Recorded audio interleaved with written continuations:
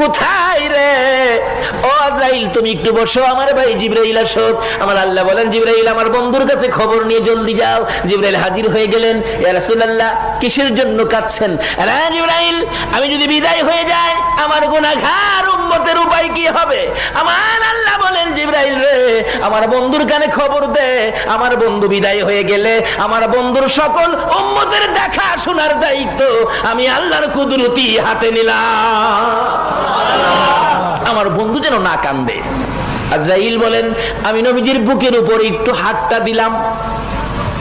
নবীজি থরথর করে কাঁপতেছে, চিৎকার মেরে ডাকছে, ও আজরাইল, আমার বুকের উপর হাতটা রাখছো, আমি নবী কত কষ্ট পাইতেছি খবর জানোনি? 7 আসমান 7 জমিন যদি আমার বুকে চাপাইতি রে, এত কষ্ট আমি পাইতাম না। আমার আল্লাহ বলেন, বন্ধু, একটু কষ্ট তোমাকে দেওয়ার কারণ হলো তুমি যে উম্মতের দরদি নবী।